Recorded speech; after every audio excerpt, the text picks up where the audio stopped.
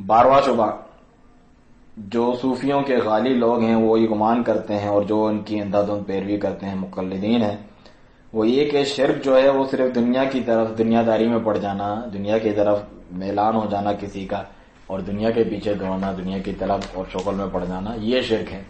اس کے جواب میں شیخ فرماتے ہیں کہ یہ لوگ اس کے ذریعے سے پردہ ڈالنا چاہتے ہیں، لوگوں کی آنکھوں میں دھول ڈالنا چاہتے ہیں تاکہ وہ شرک اکبر کی طرف توجہ نہ دیں، جو کہ قبر پرستی کی صورت میں اور ان قبروں مزاروں کی عبادت کی صورت میں جاری و ساری انہوں نے رکھا ہوا ہے، اور اپنے پیروں اور مشائخ کے تعلق سے جو یہ لوگ غلو کرتے ہیں۔ کیونکہ دنیا کو طلب کرنا جائز اور مباح طریقے سے، یہ تو وہ بات ہے کہ جس کا حکم اللہ تعالی نے دیا ہے، اور اس سے بھی اوپر اگر مقصد یہ ہے کہ دنیا کما کر میں استعانت، مدد لوں، معاونت لوں، اس کہ اللہ تعالیٰ کی اطاعت کر سکوں، صحیح طور پر اس کی عبادت کر سکوں، اس کی توحید پہ قائم رہ سکوں، تو یہ تو صحیح ہے۔ یعنی دنیا جو ہے، دنیا کمانے سے یہ مقصد ہے کہ وہ مدد لے اللہ کی اطاعت فرمانبرداری کی عبادت میں، تو یہ خود ایک عبادت ہے اور اللہ کی توحید میں سے ہے۔ خاتمے پہ اور آخر میں شیخ فرماتے ہیں کہ بلا شبہ شرک جو ہے وہ سب سے بڑا ظلم ہے، ظلم کی اقسام میں سے سب سے بڑا ظلم ہے۔ اللہ تعالیٰ کا فرمان ہے ان الشرک لظلم عظیم، جیسا کہ اللہ تعالیٰ کا فرمان ہے ان الشرک لظلم عظیم، بے شک شرک یقیناً سب سے بڑا ظلم ہے، سورۃ لقمان آیت 13 میں 13۔ اور بلا شبہ جو شرک ہے اس کے ہوتے ہوئے اللہ کی مغفرت حاصل نہیں ہو سکتی، جس کی موت شرک کے اوپر ہوئی ہو۔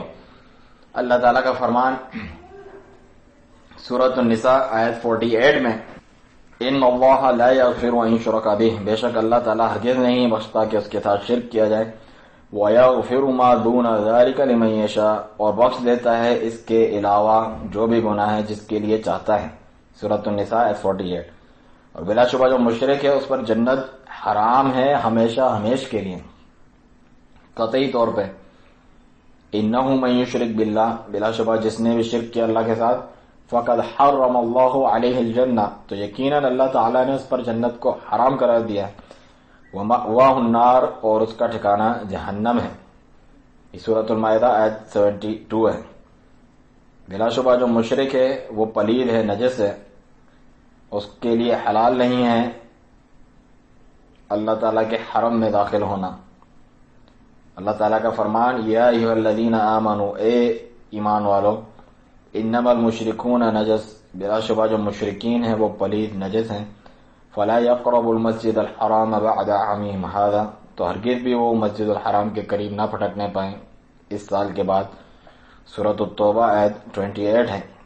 اور بے شک جو مشرک ہیں وہ حلال الدم والمال ہے، یعنی اس کا جان اور مال حلال ہے۔ فرمایا فَإِذَا انْسَلَخَ الْأَشْهُرُ الْحُرُمَ فَاقْتُلُوا الْمُشْرِكِينَ حَيْثُ وَجَدتُّمُوهُمْ، اور جب حرمت والے مہینے گزر جائیں تو مشرکین کو قتل کرو جہاں کہیں بھی پاؤ، وَخُذُوهُمْ وَاحْصُرُوهُمْ، پکڑو، محاصرہ کر لو، وَاقْعُدُوا لَهُمْ كُلَّ مَرْصَدٍ، ہر گھات کی جگہ میں گھات لگا کر بیٹھو ان کے لیے، فَإِن تَابُوا، اور اگر وہ توبہ کر لیں، وَأَقَامُوا الصَّلَاةَ، اور نماز قائم کریں، وَآتَوُا الزَّكَاةَ، اور زکوٰۃ ادا کریں، فَخَلُّوا سَبِيلَهُمْ، تو پھر ان کا راستہ چھوڑ دو۔ سورۃ التوبہ آیت نمبر 5۔ اور یقیناً جو مشرک ہے وہ دور کی گمراہی میں پڑا ہوا ہے اور بہت بڑا جھوٹ افطرا گڑھنے والا ہے۔ بلا شبہ جو مشرک ہے وہ توحید کی بلندی سے گر کر پستی میں جا گرا ہے۔ اللہ تعالیٰ کا فرمان وَمَن یشرک باللہ، جس نے بھی شرک کیا اللہ کے ساتھ، فَكَأَنَّمَا خَرَّ مِنَ السَّمَاءِ، گویا کہ وہ آسمان سے گرا، فَتَخْطَفُهُ الطَّيْرُ أَوْ تَهْوِي بِهِ الرِّيحُ فِي مَكَانٍ سَحِيقٍ، تو اسے پرندے اچک لے جاتے ہیں، یہاں ہوا کسی دور مکان پہ اسے جا پھینکتی ہے، یہ سورۃ الحج آیت 31 ہے۔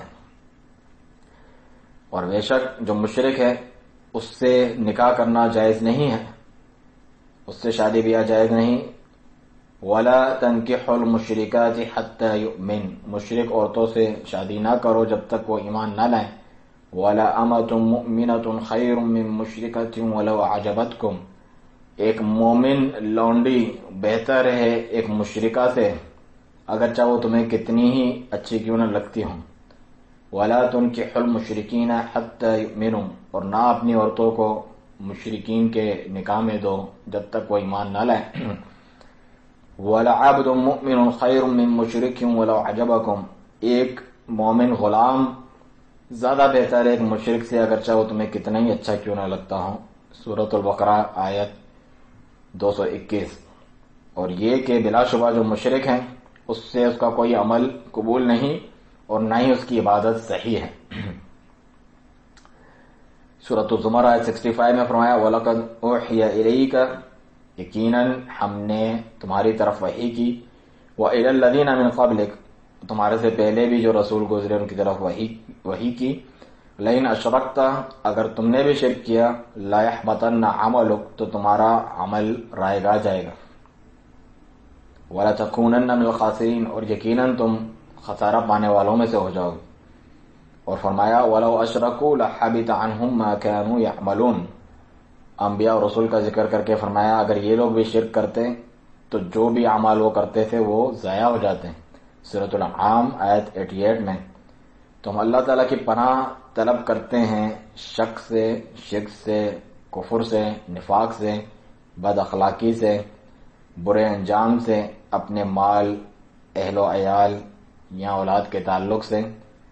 اے اللہ ہمیں حق کو حق بنا کر دکھا اور اس کی اتباع کی توفیق دیں، اور باطل کو باطل بنا کر دکھا اور اس سے اجتناب کی بچنے کی توفیق دیں۔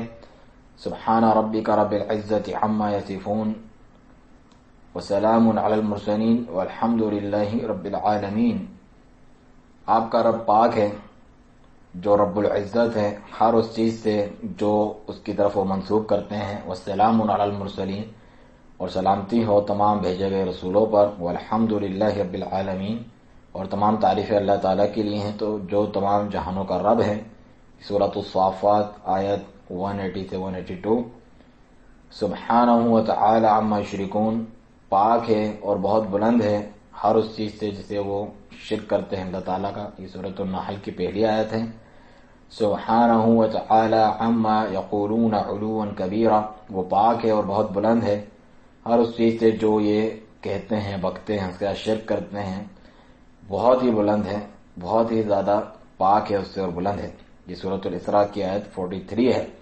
وصلی اللہ وسلم علی نبینا محمد وآلہ وصحبہ اجمعین۔ السلام علیکم ورحمۃ اللہ وبرکاتہ۔ اس کے ساتھ ہی شیخ حافظ اللہ کا یہ نہایت ہی قیمتی اور مفید درس ختم ہوا۔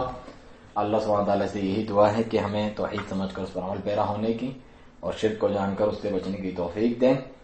وسبحانک اللہم وبحمدک، اشہد ان لا الہ الا انت، استغفرک واتوب الیک۔